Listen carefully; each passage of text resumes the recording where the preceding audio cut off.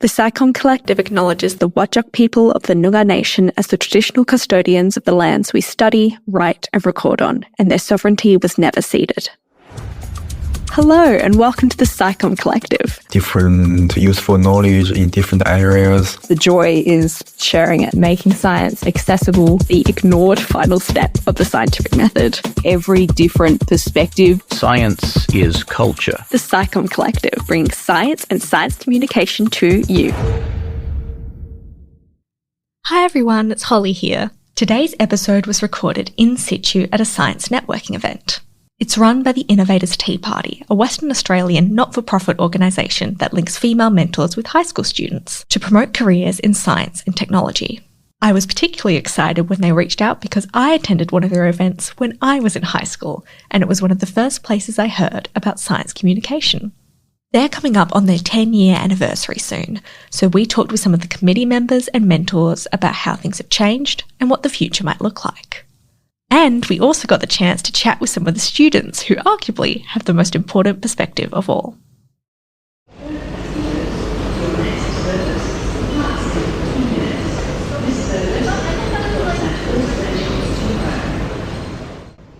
I've never really found events where they tell you what so many different job opportunities there are and what they do. So when I found this, I decided, let's go. At school, I missed this career thing and I'm interested in STEM, so I thought I'd come to this as well. I wanted to learn more about the workplace and the possibilities. Our teacher, science teacher, pretty much just like, there's this event going on, would you guys like to participate? My teacher recommended me for it, but also because I don't actually know what I want to do in the future, and so I thought this might be an opportunity for me to see what's there.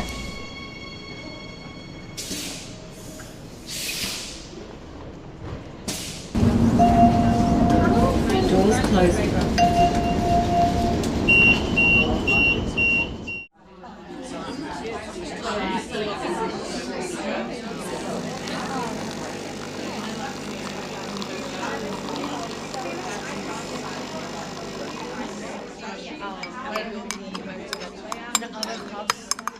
Experts and leaders in STEM, and they are volunteering their time here with you today to tell you a little bit about their career journey and what a day in the life of their role is all about, so that hopefully some of you can learn a little bit more about the careers that are available in Western Australia. Okay, it's okay if you're still undecided, because to be honest, I'm still wondering what I should do when I grow up as well. And that's what today is all about. It's all about getting to understand what a job might look like in some of these fields and whether that would suit you. All right, well, without further ado, let's go for our first session. Hello. My name is Evelyn, and I'm actually the founder of the Innovators Tea Party. Our organisation has changed so much over the last decade. So we started off really grassroots. Our first event was in a community town hall in one of the suburbs in Perth. We fundraised for that event by a small number of sponsors donating $100 each to my personal bank account. And we had 100 students attend that one event in our first year. So if we expand that out across a decade, we're now in a situation where we're running events all across WA and engaging thousands of students every single year. Oftentimes, some of the stereotypical science and engineering roles are promoted first, and we really don't see the depth of careers education for our WA students as what I think we need to see. So for the event that's on today, Speed Networking, the goal is to bring together as many different diverse fields from lots of different industries together so that the students really get a snapshot of the whole economy and all of the jobs that are available to them. But what we are really proud of is we are starting to see some students who took part in our programs years and years ago come back as volunteer mentors, speaking to the next generation. So it's so wonderful to see that and speaking to those students about the small part we've had to play in their science and engineering journey has been so fulfilling for us as a committee. My personal experience working in STEM has really changed over the last decade as well. My workplace, which is in the mining industry, has significantly changed. It's probably fair to say that the number of women working in my field is probably close to doubled in terms of my experience. And yeah, we're seeing a lot more drive from the government and from other organisations to make sure that everyone, no matter what their gender might be, is encouraged to work in a field that they're really passionate about. I think in the future for women working in STEM, it doesn't become something to talk about anymore because we don't have gender stereotypes about certain roles and industries, and everyone is free to pursue the career that they're good at and the career that they're passionate about. You can completely change professions. Like you can just completely change jobs. Even if you choose something at the very start of your career, it will lead you lots of places. Yeah. Maybe I will do multiple different things with them, not just focus on one area. I am Estela and I'm the STEM program coordinator at the Innovators Tea Party. When I was in high school, my friend asked me to come along with her to one of these events and I accepted. I was like, yeah, we can go. And I had so much fun that I came back another time without her. When I went to that event all those years ago, I got the order wrong because we have to move from one seat to another in the speed networking session, and I completely messed up the order. I was like the person that messed up the order, and it was so embarrassing. And then now I'm the person that figures out the order. I remember I met quite a few people, and I related to them in a way maybe completely actually unrelated to STEM, just because we spoke the same second language, or they simply worked in a field that I was really interested in. And although I didn't come away knowing exactly what I want to do in life, I was just really excited to pursue something. Actually, so much has changed. The organisation has probably gotten much more traction now, and I think is much more well known. But I wanted for everyone to see what's become and the progress that's been made, and to see that it doesn't take much. Everyone here is a volunteer, and they're volunteering their time to help the younger generation, and I think that's awesome, and it really builds a community. On paper, surveys and forms, they're the worst. I read them at the end of an event and I've gained 0. A smiley face or a 1 to 5, or tell us something that you think we should change, they never help. But when you talk to people, and that's why I always like coming to the events, because I actually get to talk to the people and see what we need to do differently. And that's why, for example, I was doing the check-ins this morning, is because I get a chance to talk to the parents and the students and ask, hey, so, who told you about the event, or how come you're here, and stuff like that. So that's how I think that's the best way to measure the impact, is talking to them and seeing how they felt about it. And today, quite a few students told me that they were here because they've been to a previous event of ours, and that in itself is a really good indicator. I asked a few students how they found out about the event, and then they said that one of their teachers had gotten the tickets for them. So I asked for the teacher's name, and I'll probably go and stalk her later and maybe even say a thanks, or just make some sort of contact, so that in the future she keeps doing that, because it's those sorts of teachers that are really helpful to get to the students, get the name out there so that more students can access the services. Another big goal of mine is, it's very hard to reach regional students. Every time we have an online event, pretty much just so they can tune in, it's very hard to actually tell them about this event that's for them. We are still obviously very small, and it's hard to get the word out there. So by collaborating with some universities or other more established organisations, I think that's sort of the path forward.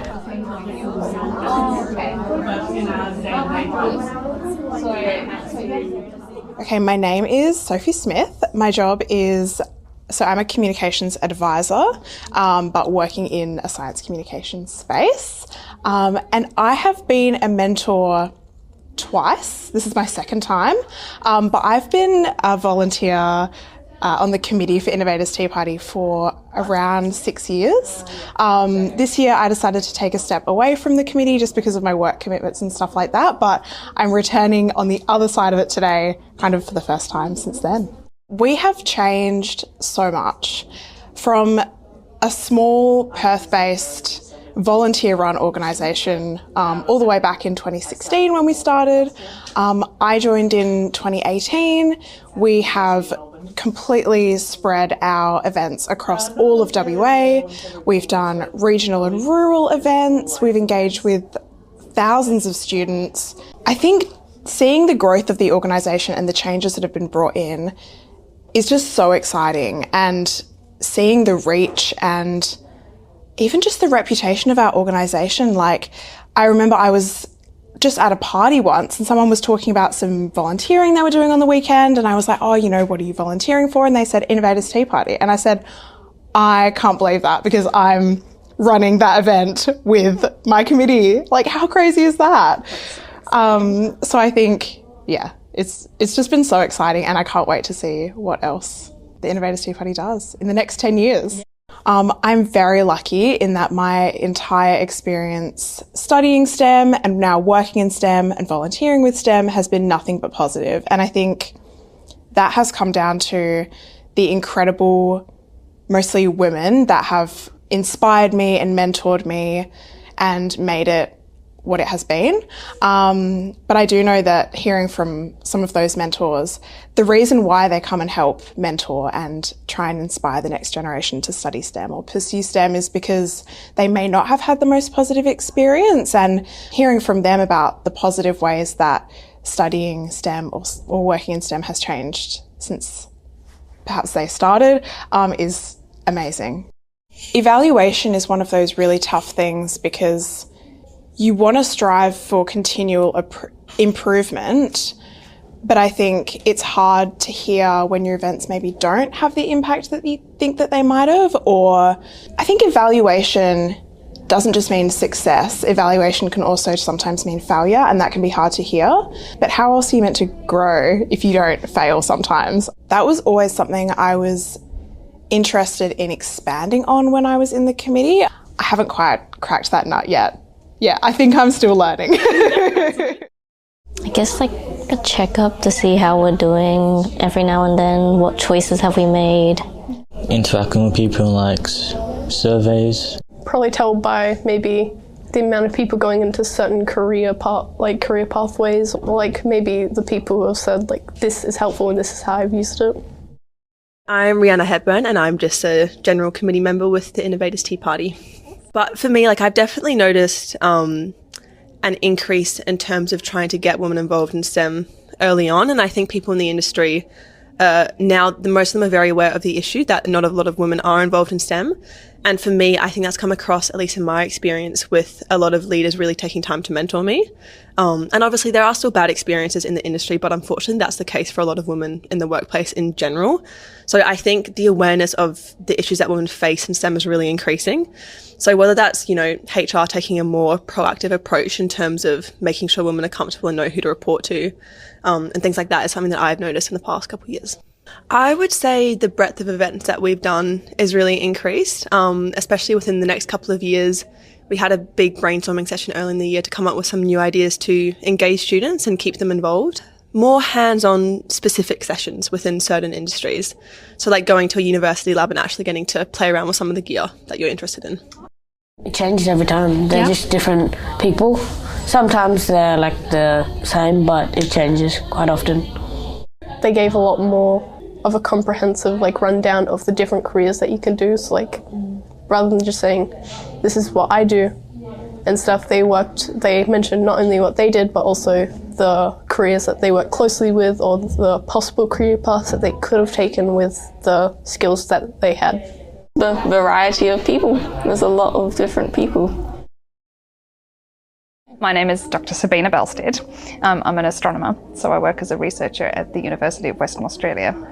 And I've done various mentoring things over the years, but this is only the second time that I've worked with the Innovators Tea Party, so I'm excited to be back, and we'll be back again in the future. It was an opportunity that came past my desk that I hadn't really heard about much before. And I know 100% that every time I spend time with younger people that still have their whole career ahead of themselves and that have so many opportunities, and they're sometimes nervous, but they're mostly excited about what their future could entail, that's actually quite infectious. And I find that I get a lot more excited about the work that I do, and I find myself to be more open-eyed toward the opportunities that I still have remaining in the rest of my career. So it's not only great to be able to share the things that I have learned, but also to just have that wonderful refresh of perspective that I get after one of these events. I had a lovely chat with 3 young students who kind of wanted to get an impression of why STEM is a little bit important. And sometimes it's hard to answer these questions directly, but we ended up at this point where we were talking about how science is this great interconnecting tissue that means that sometimes when you're unfamiliar with a subject, you tend to rote learn and you just try to understand the knowledge that you need to, I don't know, pass an exam or whatever else. And if you have this broad background in STEM, all of a sudden it becomes less about rote learning and more about understanding why things work and why that might get to learning the things that you're then trying to rote learn. And it makes learning easier. I think we're a lot more aware of the challenges and the differences that women experiences in the STEM fields. I think we've made great strides in changing and adapting the flexibility of the workplace and being more inclusive about some of the ways in which women approach work differently. It's definitely changed, and it also hasn't changed as much as we expect at the same time. I think in my experience, and I've been working in the field professionally for 6 years now, so it's not quite the decade, but it's a good portion of that. I think I've definitely seen an increase in the value that we place on the ways in which women approach science differently. And I think that's a good thing.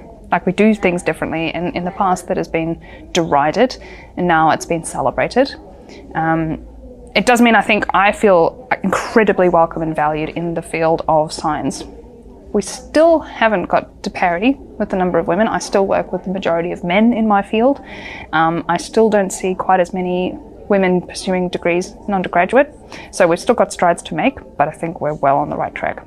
And I think we now realise in the context of scientific teamwork and scientific mentorship and scientific team building, which, given that science doesn't happen as a solo enterprise anymore, it has to happen in big teams.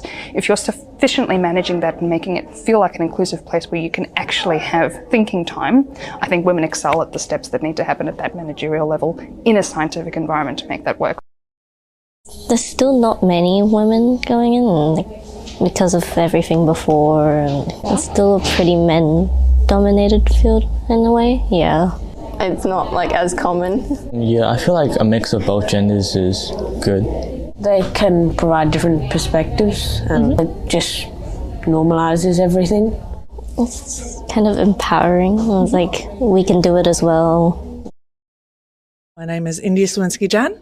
I'm a hydrogeologist and environmental advisor, and I've volunteered for Innovators Morning Tea since I actually started. So I've done 20 or 25 events over the 10 years.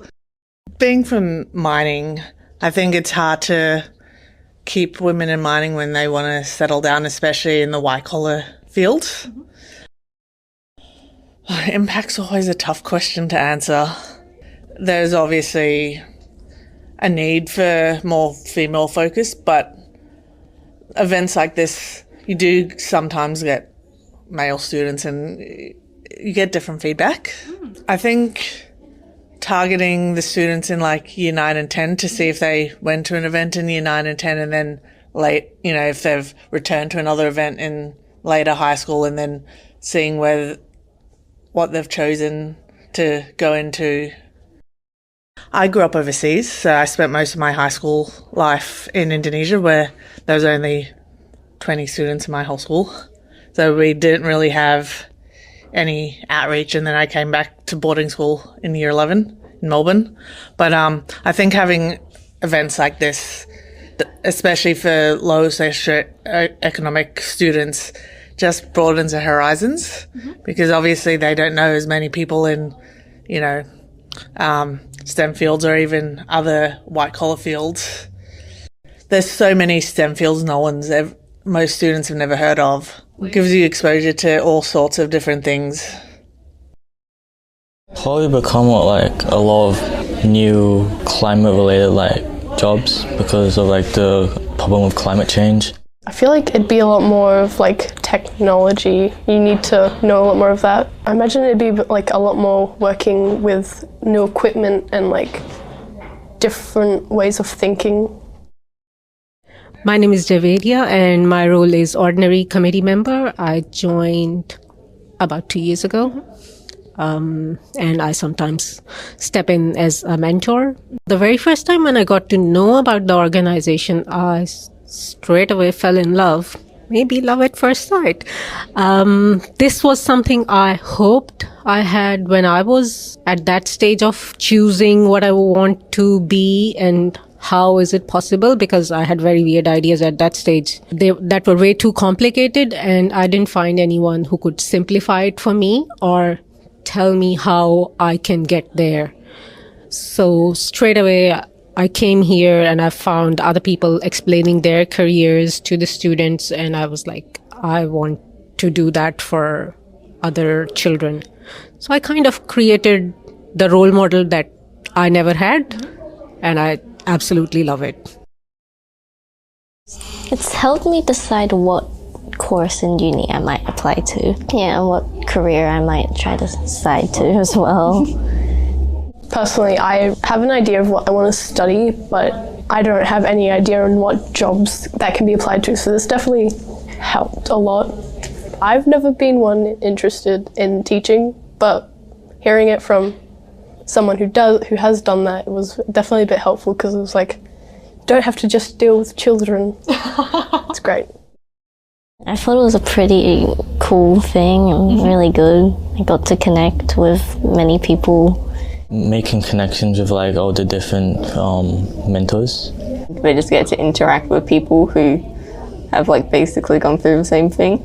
Learning about like just all the different ways that knowledge on certain topics can be used, like example chemistry.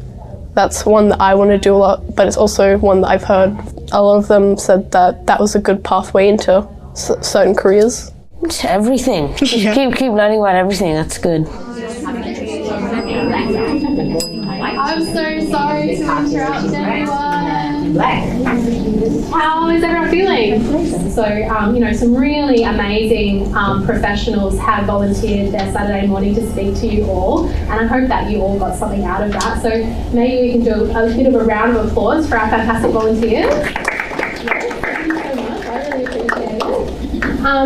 There's a QR code up here for the students. We would love some feedback about how the session went today, and if you have any ideas about how maybe we can make it even better next time. And finally, I just want to speak to the students directly. So we really appreciate all your curious questions today. So much chatter around the room. I felt so bad ringing the bell every time it was time to move, because you were all forming such great connections with our volunteers, which fills us with confidence that one day you're all going to end up being fantastic people in society, whatever you might choose to be. So we're really excited to see where you all land, and we do wish you all the best with school and anything else that you're busy with as teenagers as well. So thank you very much, and I hope everyone has a fantastic day. Thank you.